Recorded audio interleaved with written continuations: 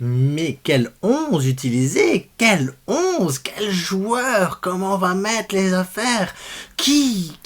Mais qui? C'est ça la question. Vous la posez. Vous avez votre idée à vous du 11.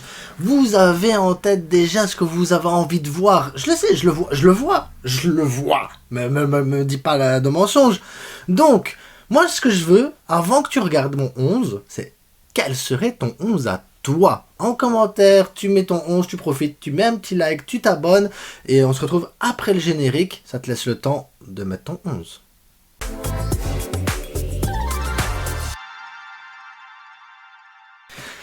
Bah oui, votre 11 est pas mal du tout et cohérent pour certains d'entre vous. En attendant, pour ceux qui n'ont pas terminé, sachez qu'il est possible d'avoir des maillots aussi magnifiques que celui-ci, Lamine Yamal, ou celui-ci, Pedrito Caito. Voilà, 10% de remise, code la frite, pour moins de 30€, vous avez ces maillots-là, pour moins de 30€. Ils sont de bonne qualité, ils sont chouettes. On peut même s'en servir comme foulard. Ouh. Attends. Voilà. Oh, le foulard de Pedri, il est extraordinaire. Oui, vous en faites ce que vous voulez en fait. C'est ça qui est beau. Et alors pour les cérémonies un peu plus sérieuses, voilà. Incroyable. Voilà. 10% avec le code promo La Frite. Et il est beau en plus. Hein. Regardez comme il est beau. Je sais pas si on peut le voir de plus près comme ça. Si je fais ça, ça se voit bien. Oh.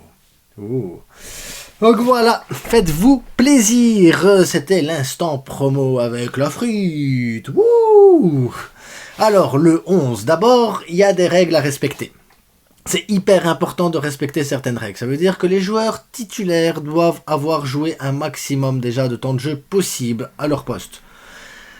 C'est sine qua non, c'est voilà, y a pas, c'est obligatoire. Il faut que les joueurs aient joué un temps de jeu minimum pour être en forme, pour avoir le rythme et pour pas commencer à casser certains rythmes et tout ça. Donc ça veut dire qu'il va falloir une équipe équilibrée. Ensuite, il va falloir respecter aussi un autre fondamental, peu importe, et mental. Il faut que les défenseurs soient des défenseurs qui jouent à leur poste, qui puissent monter haut et apporter un plus offensivement dans le pressing. Donc il va falloir que les joueurs soient un quick football intéressant et qui puissent apporter offensivement. Autre fondamental, oui je sais, je mets des fondamentales partout les gars, mais tu peux pas avoir plus de 2 joueurs qui savent pas faire de pressing en même temps. C'est important. Exemple, si je te mets Gundogan, si je mets Pablo Torre au milieu, bah tu peux pas mettre Robert Lewandowski devant, parce que sinon tu as 3 joueurs qui savent pas presser. Tu dois faire un choix. Tu peux pas mettre les 3. Les 3 ça fonctionnera pas les gars. Le pressing il est mort, il est cassé, il est fini le pressing. C'est sûr et certain. Tu dois avoir aussi un 6 d'expérience. Et là, on reviendra sur le côté expérience après, parce que vous allez me dire, il n'y a pas d'expérience. Je vous expliquerai après. Parce que je vous vois déjà venir, hein, vous êtes des râleurs déjà de... Arrêtez de râler. Oh. T'as vu ton 11 que t'as mis en commentaire? Ah bah voilà, commence pas. Et il va falloir une certaine cohérence et d'adaptation aussi pour certains joueurs. Donc il va falloir, si t'en as un qui joue là, l'autre qui joue là, il va falloir que les deux soient complémentaires. Il va falloir que les joueurs aient des complémentarités aussi. Parce qu'on peut pas arriver avec des joueurs qui ne se connaissent pas non plus. Donc, le 11 n'est pas si évident. Eh ben non, le 11 n'est pas si évident que ça. Et on va commencer par le goal. Là, c'est le côté le plus évident. On met un 3e poteau. Ter Stegen. 3 Ter Stegen, excusez-moi. Mais arrête de critiquer les joueurs. On critique pas. On va mettre Ter Stegen au goal. Notre meilleur gardien, le gardien ultime, le gars qui va faire des arrêts dans tous les sens, Ter Stegen. Voilà, ça c'est mieux comme entrée. Ouais, Ter Stegen. Ouais. Défense centrale. Je mets Inigo Martinez parce que je sais pas, je sens bien Inigo Martinez sur ce match-là. Je sais pas pourquoi, hein. Il n'y a rien qui me dit qu'il va être bon. Mais je le sens bien, le Inigo Martinez. Je le sens bien. Et pour l'accompagner, Julio Koundé. Oui, je mets pas Koundé à droite. Parce que oui, c'est pas un défenseur droit. C'est pas un gars qui va t'apporter offensivement. Il va t'apporter la sécurité défensivement. Mais on s'en fout de ça. Moi, ce que je veux, c'est mettre 10 buts. On en prend 9. On s'en fout. J'en veux 10, moi, des buts. Moi, je veux des buts. Je veux des buts. Je veux des buts. On en prend, on s'en fout. Je veux plus de buts que l'adversaire. C'est tout ce que je veux, moi. On a la pire défense de Liga, mais t'as marqué 600 buts. C'est bon, c'est plié, moi c'est bien. La saison, elle est parfaite. À gauche, maintenant, je mets Martin. Oh, Baldé. Tu mets où Baldé? Je mets pas Baldé. Je suis désolé, je mets Martin. Je trouve que Martin, défensivement, apporte beaucoup. Je trouve que offensivement, oui, il va pas faire des débordements de psychopathe à la Baldé, mais son jeu balle au pied, son quick football, les passes qu'il peut apporter dans l'axe et tout ça, je trouve qu'il est vachement plus fort que Baldé dans ce domaine-là. Et comme ça, Baldé, ça lui dit, regarde, t'as un concurrent grand. Maintenant, à l'entraînement, tu t'entraînes, tu réfléchis, tu lèves la tête et tu bosses. Parce que si tu veux pas te faire doubler et être vendu la saison prochaine, travaille. Voilà, il faut à un moment donné le choc, les gars, le choc. Il faut pas dire, oui, mais t'as vu, il était bon à une époque, on s'en fout de l'époque. Là, maintenant, Martin m'a montré des meilleures choses. Martin sera à gauche, dans ma formation. Après, Flick, il fera ce qu'il veut, on s'en fout. Enfin, on s'en fout, non. Parce qu'il va... Bref, vous m'avez compris. À droite, je mets Vaillé. Et là, vous allez me dire, mais Ford, mais c'est quoi cette équipe qui commence déjà avec la défense? Oui, mais Vaillé, imaginez... Quand vous allez voir c'est qui en haut à droite, vous allez dire waouh, la dinguerie de fou. Mais vous avez vu, voyez comment il monte, il déborde et tout, comment il peut, voilà, les centres, pied gauche, extérieur, c'est un mini Cancelo offensivement le gars, c'est un mini Cancelo. Tu vois Cancelo? Ah ben lui c'est le mini Cancelo. Il peut le faire aussi, t'apporter des trucs de dingue, tu sais, la folie de la jeunesse qui vient et qui te met un pressing de fou. Parce que le gars il va être là-haut. Parce que je m'en fous, moi, qu'il soit derrière. Je veux pas qu'il soit derrière. Il est dingue, la frite, il est dingue. Oui, je suis dingue, mais je veux des gens là-haut. Là-haut, moi, je les veux, les gens. Je les veux pas en bas, je m'en fous. Donc, Vaillé, à droite. Ensuite, en 6. Et là, c'est un 6, point de basse. Parce que vu qu'on joue très offensivement, c'est un 6, point de basse. Ce 6, point de basse, c'est Casado. Mais l'expérience, t'as parlé d'expérience? Le gars, il est capitaine du Barça Athlétique depuis 3 ans, je pense, 3 saisons qu'il est capitaine du Barça Athlétique, ou 2 peut-être, 2, je dis peut-être une connerie, c'est 2. Le gars, il a déjà plus de 20 ans, il a 21 ans, il a de l'expérience, il a déjà joué des Ligues des Champions, il a déjà joué sous Xavi, il a déjà joué, oui, pas grand-chose, mais il a ce truc, il a ce caractère de capitaine où il peut donner des consignes, parce que le gars, il donne des consignes, il ouvre sa gueule, il y va, il n'y a pas de problème. Le gars, il doit tenter une passe risquée, il va tenter la passe risquée. Moi, j'en ai marre des gens qui, oui, c'est risqué, on va mettre latéral. Non, pas de latéral, grand. Là, on y va, on met un pressing de fou, donc je veux des passes risquées.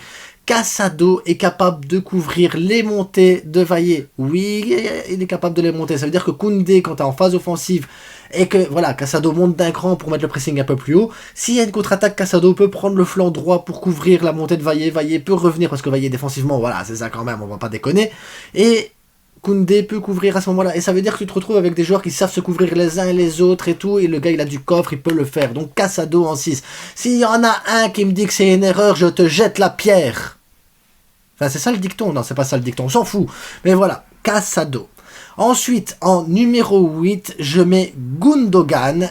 Et en numéro 10, je mets Pablo Torre. 2 joueurs qui ont quand même du mal dans le pressing. Mais il faut au moins 2 joueurs de football à un moment donné qui savent aussi jouer entre les lignes, qui ont l'intelligence de pouvoir calmer aussi le jeu, qui vont pouvoir gérer un peu les espaces. Parce que tu as besoin d'un gars déjà avec de l'expérience, comme Gundogan, pour gérer les temps forts, les temps faibles, pour savoir quand il faut accélérer le jeu, quand il faut aller à l'avant, quand il faut monter un petit peu plus. Voilà, Gundogan peut servir un peu de tampon entre l'attaque et la défense pour vraiment calmer le jeu. Temporiser, parce qu'on a vu au dernier match ici contre Monaco que ça manquait de maîtrise totale. Je pense que Gundogan peut faire ce truc de la maîtrise totale.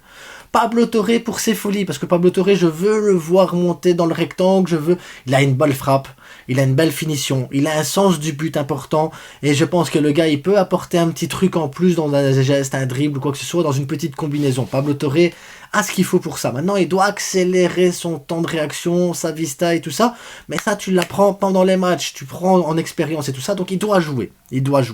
Donc Pablo Torre en 10. Et là, vous allez dire l'attaque, parce que oui, bah, tu mets Gundogan, Pablo Torre qui s'est pas pressé, t'as dit qu'il en fallait pas maximum 3 en attaque qui ne savent pas presser, donc est-ce que tu vas mettre Robert Lewandowski? Eh ben non. Je mets Rafinha à gauche, parce que Martin n'est pas du genre à presser très haut, donc ça veut dire que le gars qui va presser très haut, le défenseur et tout ça, ça va être Rafinha. Donc Rafinha qui presse le défenseur droit par exemple, Pablo Torre qui vient presser un des défenseurs centrales, et Pau Victor qui vient presser l'autre défenseur central, pendant que Lamine Yamal presse l'autre défenseur droit. Parce que oui, c'est Lamine Yamal avec un Vaillé qui monte très haut, qui vient presser le milieu de terrain, un Gundogan qui vient essayer d'intercepter entre les lignes avec un Casado plus haut, un Martin qui vient aider l'autre. Voilà, ça veut dire que chaque homme peut prendre un homme, et tout ça dans une bonne surface. On prend la surface complète du terrain et on en fait une toile d'araignée à nous. On récupère, on fait un pressing haut, on récupère, on va direct au but si on sait le faire, on contrôle, on gère. Gundogan, c'est lui le vrai capitaine de cette rencontre. On va mettre Ter Stegen avec le brassard, mais réellement, le capitaine, moi, ce que j'attends, c'est d'un Gundogan en mode capitaine pour gérer tout ça. Parce que Rafinha, il a l'expérience. Pau Victor, Lamine Yamal a énormément d'expérience avec la Coupe d'Europe et ce qu'il a joué la saison passée, mais Pau Victor, non. Donc ça veut dire que lui, il va falloir aussi le temporiser, il va falloir le gérer aussi, le Pau Victor, parce que voilà, du talent, mais il faut pas qu'il se mette trop de pression non plus. D'un autre côté, tu as un Pablo Torre qui veut prouver tout ça, donc ça veut dire que le gars, il va se donner à 200%. Il va jouer une mi-temps, 60 minutes, pas plus. Gundogan qui doit gérer en tant que maître à gérer. Casado qui doit gérer sa défense, les trous et tout ça, il doit pouvoir le faire. Il va pouvoir gérer Vaillé, Martin, parce que c'est lui qui doit gérer Vaillé et Martin. Défense centrale, Koundé, Inigo, c'est beaucoup d'expérience, ça veut dire qu'ils vont pouvoir aider aussi Casado à bien gérer les trucs. Je pense qu'on est sur une équipe équilibrée, les gars. Maintenant, vous allez me dire, et les autres, tu fais comment? Moi, j'aimerais bien que, deuxième mi-temps, Olmo remplace Rafinha, pour que Olmo prenne des minutes. Que Robert Lewandowski remplace Pau Victor, pour que Robert Lewandowski, voilà, les gars, ils sont épuisés en face.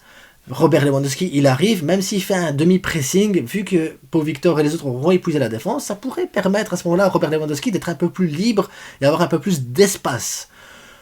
Lamine Yamal contre Ferran Torres, parce que voilà, déjà, Lamine Yamal n'a pas joué beaucoup de minutes, donc je veux pas l'épuiser et le cramer. La saison, elle va être longue, les gars, aussi. Il faut faire attention à ça. Pour Victor, c'était pareil. Robert Lewandowski doit remplacer, la saison va être très longue. Pedri doit rentrer à la place de Pablo Torre. Pablo Torre, pareil, la saison va être longue. Pedri doit prendre des minutes. C'est vraiment les trucs importants. Si Fermin Lopez, par contre, est disponible, parce qu'on n'a pas encore la feuille de match, mais s'il est disponible, Pedri contre Gundogan et Fermin contre Pablo Torre. Comme ça, tu as toujours déjà des gens qui font du pressing. Donc c'est hyper important, tu dois garder ce pressing et cette pression constante sur l'adversaire. Et ensuite, oui, tu peux bien mettre du Fort, tu peux mettre du Baldé, du Christensen, voilà, on a quand même une belle équipe, les gars, on a une belle équipe. Mais ce que j'aimerais bien, c'est vraiment un maximum d'équilibre, et pas avoir plus de 2 joueurs qui ont du mal dans le pressing. Donc ça, c'était mon avant-match. Petite répétition, Ter Stegen, Inigo, Koundé, Martin, Vaillé, avec Gundogan, Casado, Pablo Torre, Rafinha, Lewa et Lamine Yamal, et tout ça évidemment avec du Olmo, du Ferran, du Pau Victor, du Lewa, du Bernal, du Firmin, du Pedri, du Baldé, du Ford, voilà, il y a tellement de possibilités parce qu'on a une meilleure équipe que n'importe quelle autre équipe de Liga.